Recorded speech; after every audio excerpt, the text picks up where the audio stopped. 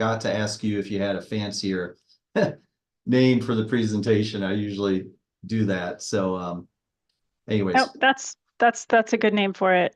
And bear with me as I've just been presenting in Teams lately, so now I need to make sure I remember how to share my screen in Zoom. A little easier in Zoom, so it should be okay.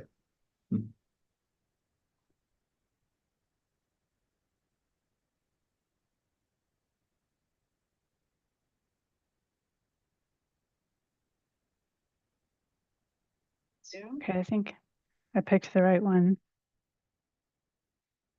Can you let me know if you see my PowerPoint? Perfect. So, thanks everyone for the opportunity to share some program updates. Again, no fancy name, just program updates. And I think it's been a little over a year since I've been here to talk about the work in climate and health with PHAB. So appreciate that. I am just going to start by giving a high level overview of kind of the themes and the topics of climate and health and what some of the data looks like for Central Oregon. And then I'll talk about some of the work that I did, a lot of the work I did for the bulk of the spring and early summer this year on the West Bend prescribed burn pilot project. And then a little bit about some other projects and time for Q&A. So climate and health work. Oh, I have not advanced my slides, have I? Now you have. Okay, my bad. I have too many screens. Okay, so climate and health work is really new and still in development in public health. But essentially, you can think of the environmental hazards that are likely to pose a risk to a given community. And examples for Oregon are shown on this table here. So what are some metrics that we track to help us better understand those hazards and how they've changed, over time from year to year? So for example, if we're talking about wildfires, we might be looking at the number of fire starts, the number of acres burned, and unfortunately, we are seeing a very much above average wildfire season this year so far. When we talk about extreme heat, we can look at what are the number of days where we saw those daily maximum temperatures exceeding 90 degrees. We are seeing an increase in those as well in Central Oregon. And then for drought, you might look at drought declarations as a way of kind of telling us what's the trend over time. And so this table, I took this from the 2023 Oregon Health Authority Climate and Health Report. And this is showing us, so we kind of understand, what's happening with the hazard itself, and then what are some of the ways we can understand what the impacts of those hazards are on health. So when it comes to heat and smoke, we have ways to look at ED visits that might tell us something about how that's affecting health. And I'll talk about that more in a minute. When we look at drought, this is one that is of critical concern for our community because we are seeing an increase in the number of private wells that are reported going dry. And then other health impacts that are related to some of these hazards include harmful algal blooms, or HABs. We can keep track of that changing over time in terms of the number of advisories per year. Here in our area, we have kind of our usual suspects of recreational waters that are prone to developing these really typically towards the end of a hot summer. And then vector-borne diseases, we might see over time, we're predicted to see an increase in West Nile virus cases in Oregon, and that's reportable. So we have, a good way to monitor that. There's also, you can see that for mental health, that's referred to as a developmental focus area. And Oregon Health Authority did release a report in 2022 looking at the mental health impacts of climate change in youth specifically, but this is something we're concerned about across the age spectrum. And again, developmentally, we're really wanting to better understand what are the data that can help us, track this and develop responses and strategies to address it.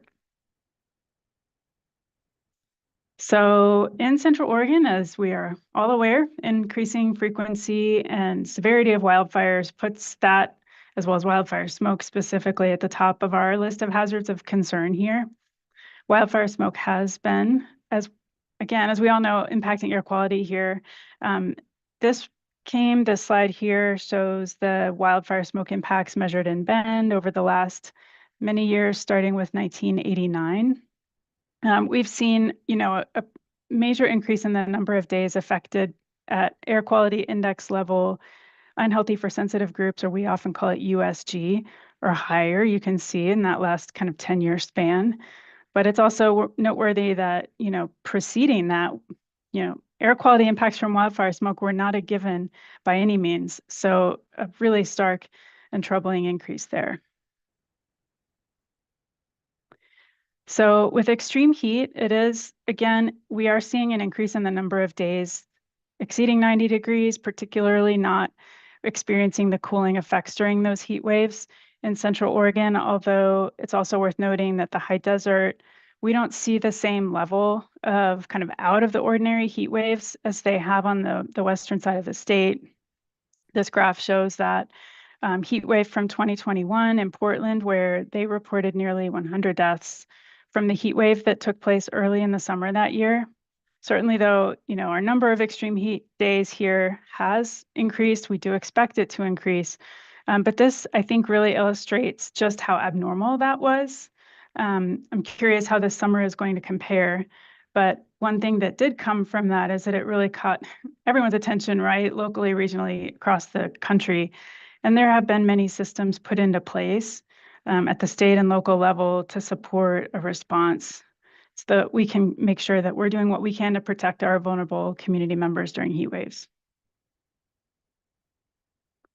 So again, from that same new climate and health report from Oregon Health Authority, this just captures kind of why those combined heat and smoke events, which are so prevalent in Central Oregon, are of such great concern for us here, right? And, we're at the top of the list here of experiencing number of days impacted by both heat and smoke. So that's really kind of the focus for a lot of our response.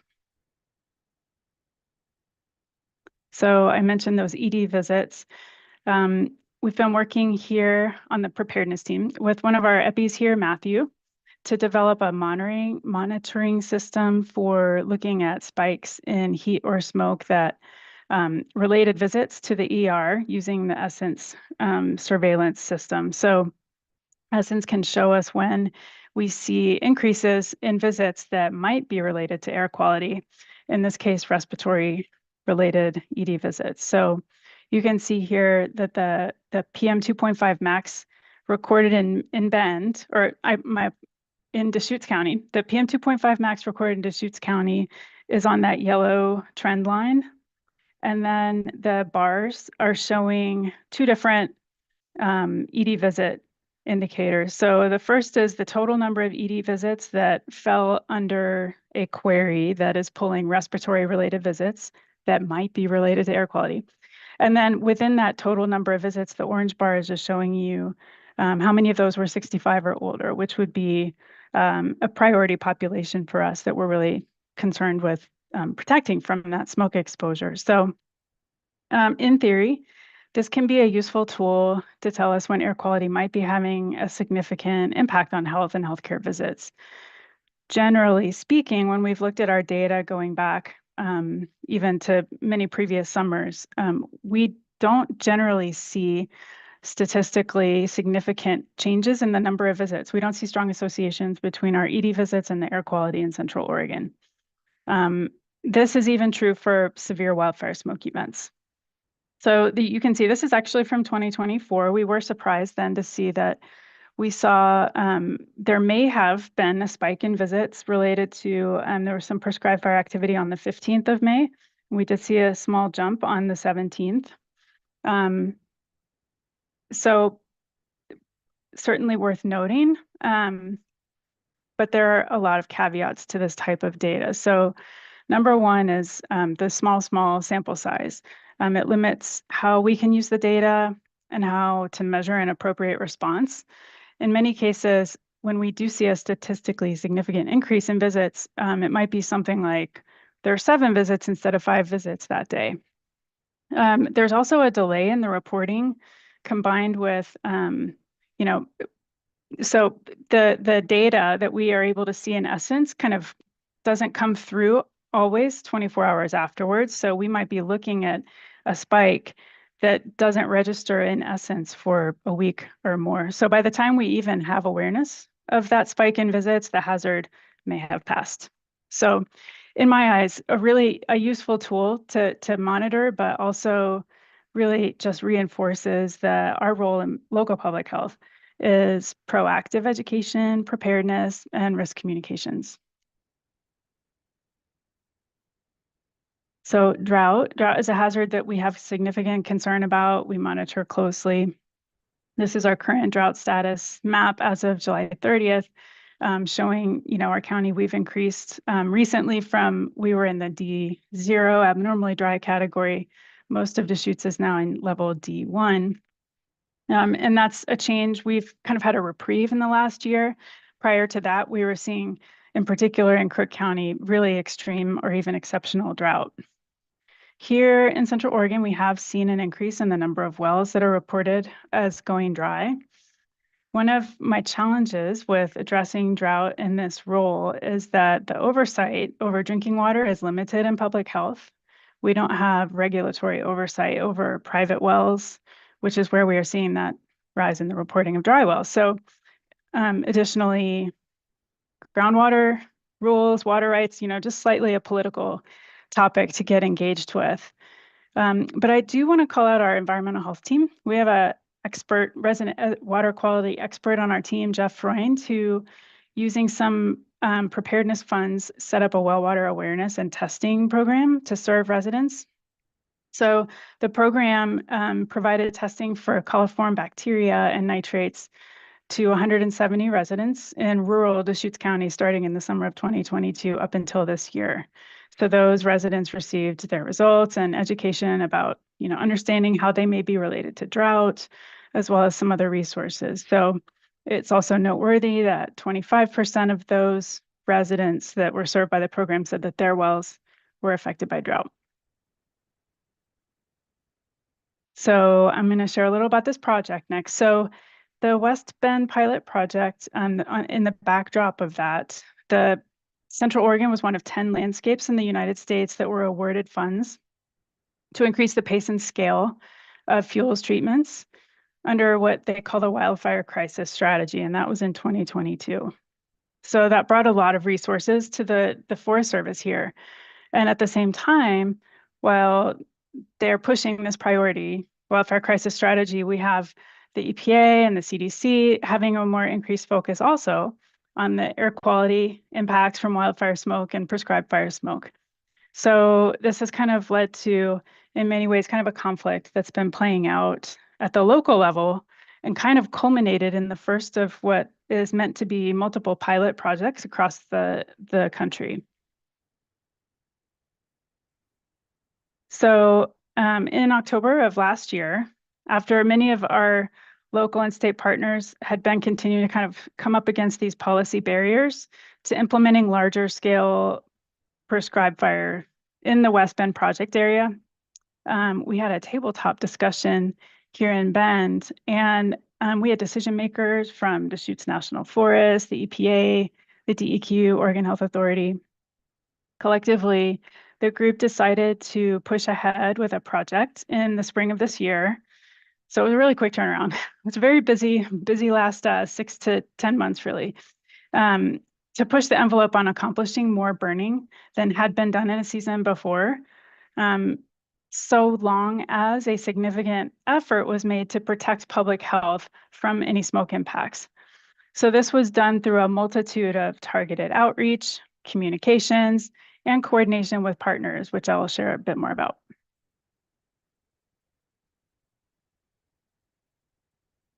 So this is the one pager that I worked to develop. So in the backdrop of our communications about smoke is this issue, which is nobody cares about smoke if it's not smoky outside. And this is especially the case in the springtime. Talking about smoke doesn't feel very relevant often for most people in the spring. And so we developed this one pager, which is meant to be a proactive message, encouraging community preparedness. Spring prescribed fire season is the best time to get smoke ready, right? We can know when the burns are happening. We can be ready for them, as opposed to then we also assess our readiness for wildfire season when that smoke can often occur without warning and with much greater, intensity and duration. So this was kind of our key message for the community, and also had that QR code, which would send people to the smoke and health educational section of the Central Oregon Fire website. So I also worked with multiple partners to develop targeted, tailored communications, both to the community directly and with community partners that serve our priority populations. So this included doing in-person outreach at senior centers during lunchtime to socialize, answer questions, help people get signed up for the text alert system. Printed handouts, the one pager I just shared, those were delivered to all of the Meals on Wheels clients when in Central Oregon. Did a lot of presentations and targeted communications to clinical partners, other healthcare and behavioral health professionals that serve some of those priority populations, including a health alert network, using the health alert network to get that message out to clinical providers. Tailored messages were sent to child cares and adult foster homes. And then this slide here is just sharing some of the newsletters, targeted newsletters. I worked with some of our community partners to get that information in the, within their, embedded in their newsletters that they're sending out to the folks they serve. So library has a senior newsletter. They also have what they call a senior isolation packet that they started during COVID. So a lot of direct messaging to seniors and people who serve older adults, and then also the Ben Lapine School District. So I just want to kind of wrap up the prescribed burn section of this presentation by sharing this slide. It came from our 2023 Community Smoke Response Plan report. And I think this is a good example of the trends we see when you look at air quality impacts throughout a given year. It's quite a contrast to wildfire smoke impacts, again, which are much longer in duration and higher amounts of smoke. The table you're seeing, these triangles here, are just indicating the prescribed burn unit size, which is on the right-hand side of the table, just to give you an idea. And the air quality impact from those burns is displayed across the bottom here. And then this is our wildfire smoke air quality impacts. So, during prescribed fire season, we tend to have smoke that settles overnight and clears in the mid to late morning of the next day. So those air quality impacts, while they typically do occur, they are for the most part happening when most people are not out and about. And this is really one of the challenging things about how we communicate about smoke during prescribed fire season as compared to wildfire season. And it also gets at this issue, which is that the resources we're investing in communicating about prescribed fire smoke seem, this is I'm editorializing here, I'll say, seems at times to be disproportionate to the health risks presented by wildfire smoke, or seems to be disproportionate to the health risks from prescribed fire smoke, especially compared with wildfire smoke in the summer. But the flip side of that has been that doing this work has really helped to jumpstart our approach to communicating about the importance of smoke readiness in general. So just a couple of slides to talk about some additional projects that I'm involved with or supporting.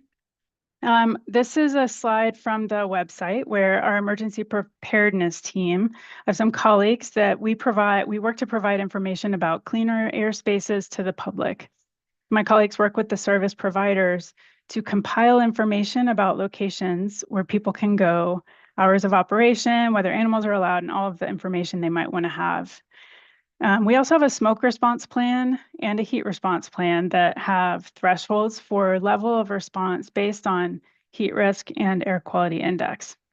So during summer hazard season, we attend the briefings by all the partners to understand what are the smoke advisories going to be, what's the heat level that we're expecting. And then that informs the recommendations we make to those partners about whether it would be a good idea to increase capacity.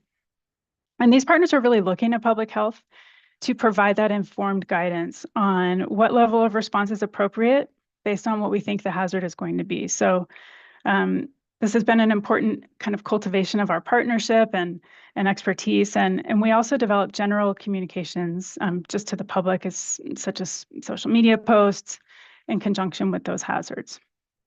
And then throughout each season, whether it's winter sheltering or summer cooling centers, our team surveys those providers to learn about the utilization of spaces and generally how things went. We look at all this information at the end of the season to build our understanding of the big picture. What are the conditions in which we see demand surging for shelters?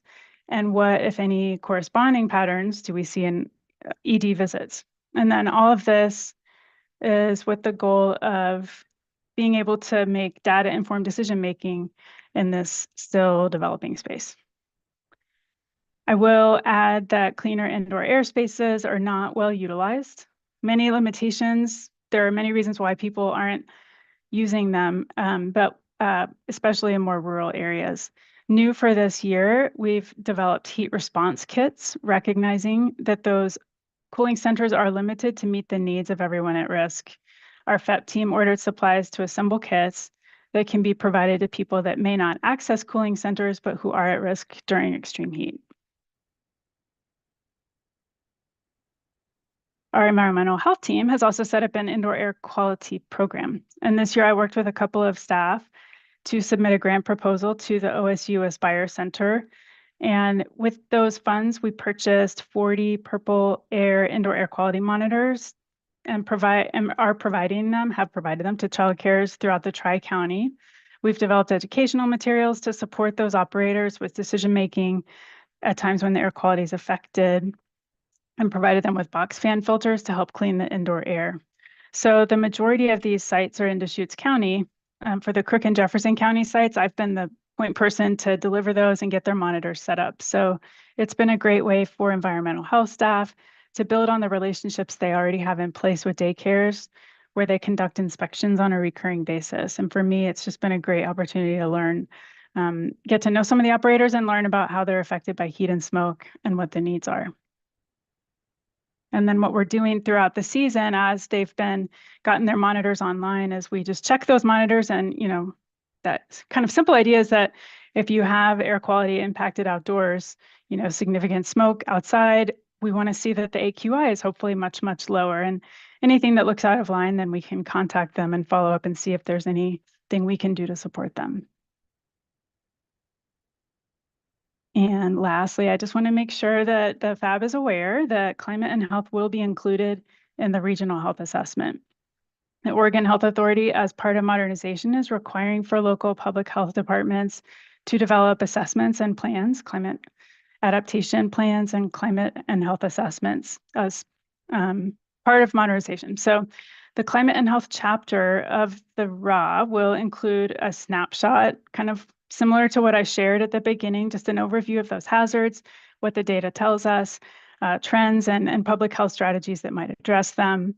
And then also really calling out the fact that climate change does exacerbate health inequities by worsening those conditions that are associated with poor health. And so this section will also identify populations that may be disproportionately affected. And that concludes my presentation. Thank you. Welcome any questions you all have. Yeah, thanks, Sarah. And this kind of dovetails into our standing agenda item after presentations, where PHAB has our strategic dialogue session. So anyways, we can just jump into that. And so what questions do we have for Sarah?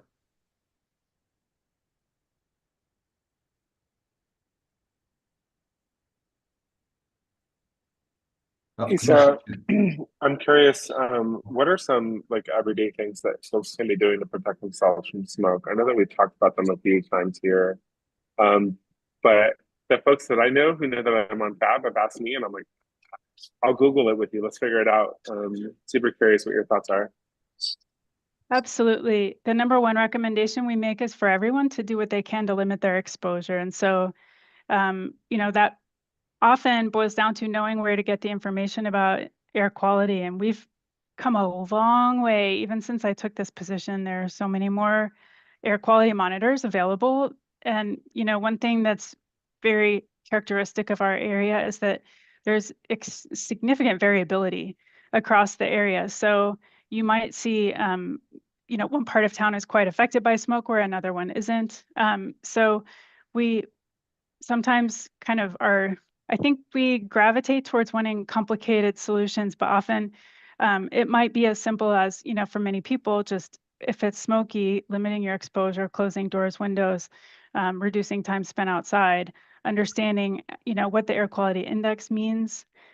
So kind of gathering that kind of basic information and thinking of it as any hazard that you might want to be prepared to modify your behavior around.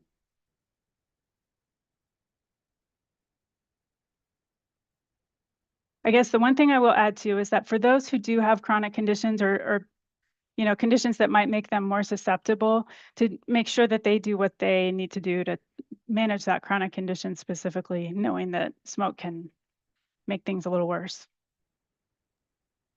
Are there any apps that you recommend over any others in regards to like understanding air quality?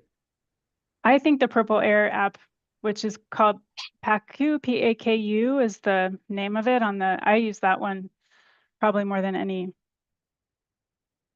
other, but there are a long list. And actually what I can do after is I can provide to Tom, we've put together a list of smoke resources for partners and kind of nice, and it's got all the links. So I'll be sure to share that after this. Bill? Hey, Sarah. Um, I think that there's a movement in terms of occupational health and safety regulations related to temperature, right? Yeah, I think primarily related to temperature, but maybe related to smoke as well. Um, I I hear about this stuff peripherally on the news, but I haven't tracked really specifically what's going on there. I mean, have you been keeping track of some of that? And can you give us a Yes, little update? absolutely. Yeah. Oregon OSHA issued, and I want to say it was in 2022, new rules regarding how employers need to be prepared for and have policies to protect employees from both heat and smoke. And so there are special kind of provisions for people who work outside, but that applies across the board. Deschutes County even, we health services reviewed our policies for if we have, outdoor events, and developed some thresholds around, decision making regarding exposure for employees. So those rules are in place. The degree to which they are enforced or, actively implemented is a different question, but it certainly is progress. And I can actually provide the link to the rule for folks who might be interested to read more. Are there things happening at the federal level as well? Or I kind of feel like I heard about executive orders coming or something like that, but I am not aware of the federal level movement. There's just been a lot of attention, especially with extreme heat. So, NOAA now has this heat risk tool that gives us levels, a better way to kind of understand the level of risk that's posed by the amount of heat that we're expecting. And it's kind of more acclimatized based on, what part of the country you're in and the seasonality. But I'm not aware of the rules related to anything from the feds. thanks. Is there a website or an app that you'd recommend to know if you do see smoke, is it a prescribed burn or a real wildfire? I would recommend that you sign up for the Central Oregon text alerts so that you will get a text message every time they are conducting prescribed fire in Central Oregon, and then you'll know the day of. In general, you can also go to the Central Oregon Fire website to get real-time updates about both prescribed fire activity and wildfire activity that affects the entire Tri-County area. So I think Central Oregon Fire in general is your best bet, and especially getting those text alerts. Awesome. Thank you. And great presentation. I'm still just like fascinated with the slide you had of the wildfire smoke, because I moved here 8 years ago and I just thought, oh, it must have always been this way. But realizing that it really hasn't been is a big aha for me. So thank you. Likewise. Yeah.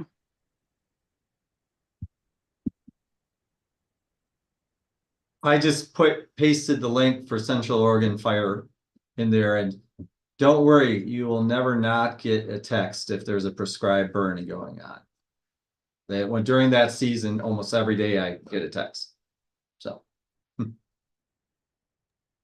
And those You know, I burns just- typically they're just in the spring and the fall. So anything happening right now would be wildfire related. Whether it's, nearby or far away is another story. Ruth? We just covered the fire that was really close to North Bend, and I was up there photographing it. And I was really blown away and surprised at the lack of masks and or PPE that people were wearing. It was black smoke right where I was, and there was emergency services people there. There was the community officers there and the police, firefighters, and no one was wearing any kind of protection. It was a little shocking, honestly. Worth noting that firefighters specifically are exempt from those or OSHA rules. So, first responders is another thing altogether. From just the conversations I've had with folks in the community and first responders, wearing masks while responding, when it's already really hot and it makes it harder to breathe. There are a lot of barriers. I can see both sides of it. But it's a challenging one, yes, for sure.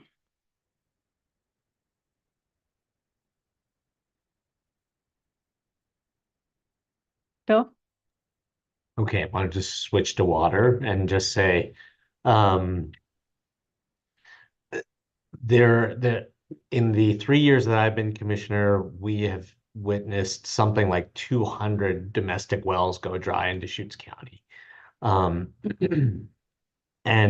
the big driver of that is lower than average precipitation over the last couple decades.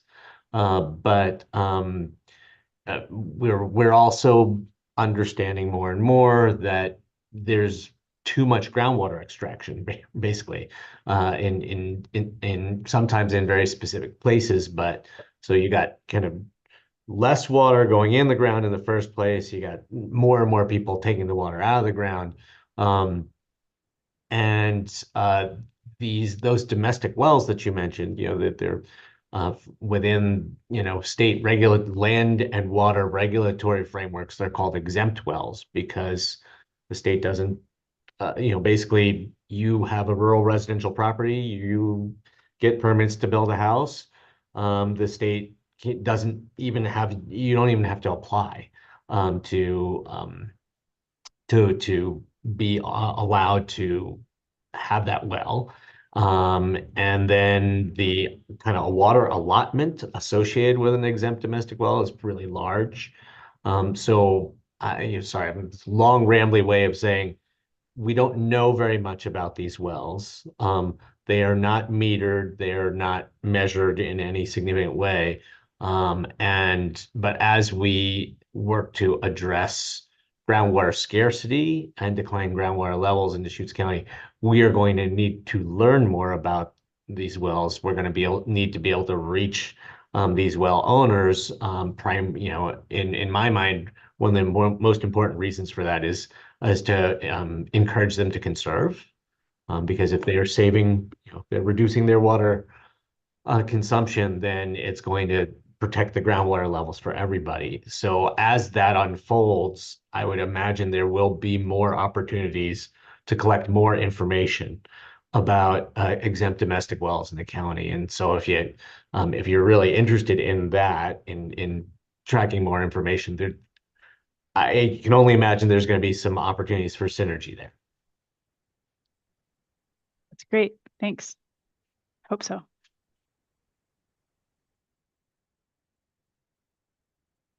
Sarah, is it that these wells are drying up, or is it that the water level, the groundwater level is lowering to the point that the wells aren't deep enough? I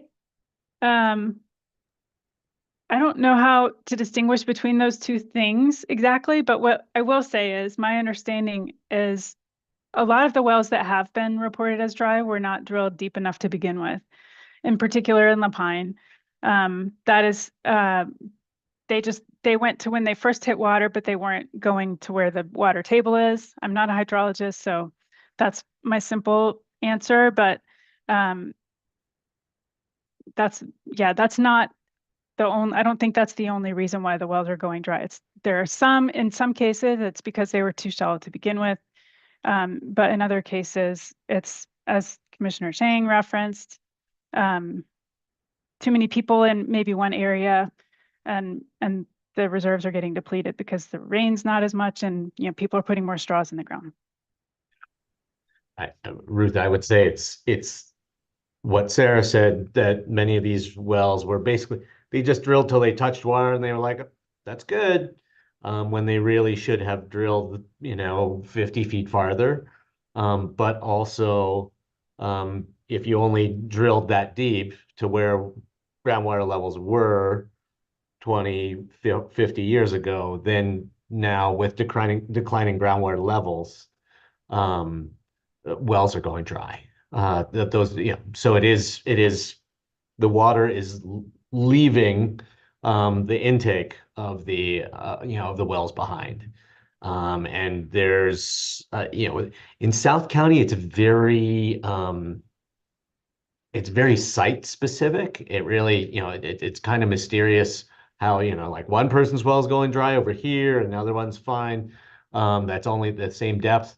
But in like when you get far enough down the basin to like the Bend and Redmond areas, we have documented, an Oregon Water Resource Department has, thoroughly documented with lots and lots of sample wells, declines of 20 to 30 feet over the last 2 decades.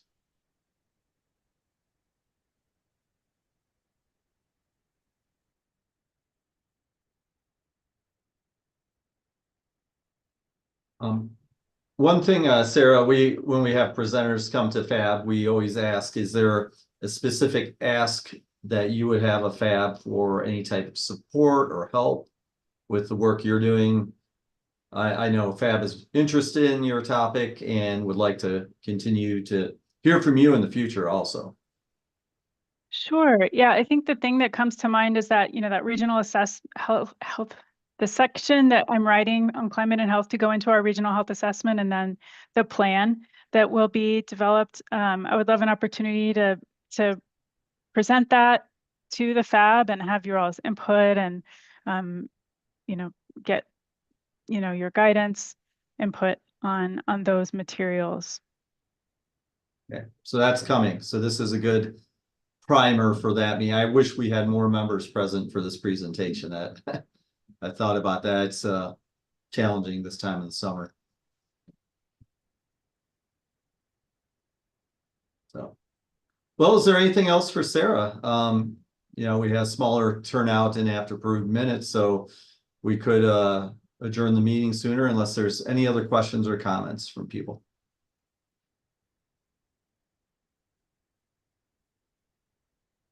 No, it doesn't sound like it. So thanks again, Sarah. That's great as always. And I always enjoy in my role. I work with Sarah quite a bit. So that's been great. to continue that work. So, and Tom hired me back in the day, yes. 10 years ago. yes, 10 years ago. Yeah. Oh, geez. Yes, I hired Sarah, and we worked together a lot over the years, and I used to be pretty involved in the stuff she was involved with for a period of time as well. So glad to hear it's in good hands. So anyways, well, thanks everyone. We will have an in-person meeting in early September. So be sure to mark that off on your calendar to make sure you can come in person, and we'll have lunch so we can actually have our first lunch together in quite a while. So anyways, thanks for coming, and have a great rest of your summer, and see you soon. Thank you. Thanks all. Everyone. Thanks. Appreciate